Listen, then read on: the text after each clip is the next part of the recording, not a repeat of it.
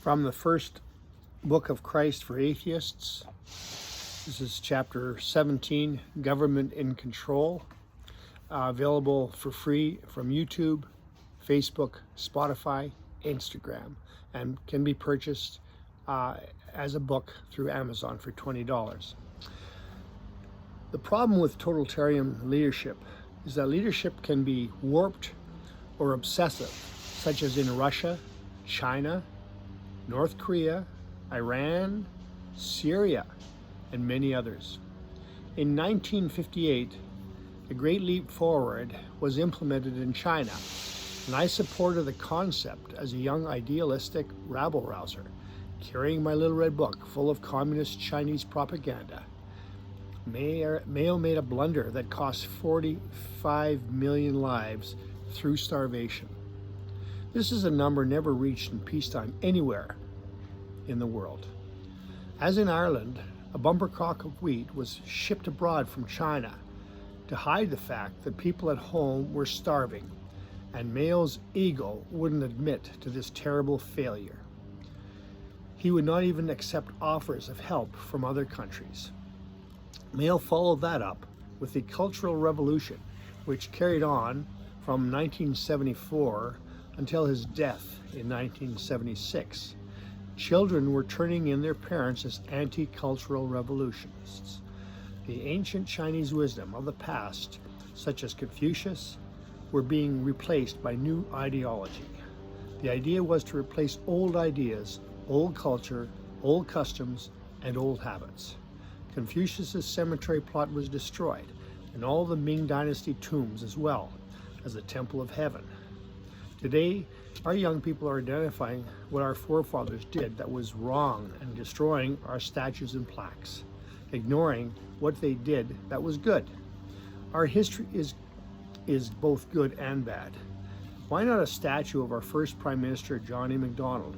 But instead of removing it, we add that at that time, most politicians supported residential schools. Finally, I was maturing and was against both the Vietnam War and the Cultural Revolution. China lost 2 million of its citizens through the Red Guard's tyranny. Molding my morality required me to look at the facts on my terms and make decisions based upon what I thought was right and not what I was told was right or wrong. Many people today rely too heavily on ideology and ignore the immorality that is going on by those that want to have you follow them. In high school, both Mr. Robinson and I were in the same category. We were both Irish. Remember, I don't swear, I use flowers. First I caught him being a marigold, and then he caught me being a Scottish thistle. Although I knew that I should not judge him, I knew I had to hold myself accountable for being such a tulip.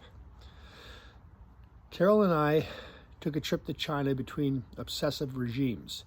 With the right leadership, it prospered as a good example to the world. Our tour guide was open about his criticism of the Chinese government. Since then, things have turned ugly, as Xi Jinping wields too much power and moves in a dangerous, self-righteous direction. One comment that I will make is that the rulers and the dynasties in China focused on the leadership, ignoring the names of those that accomplished so much.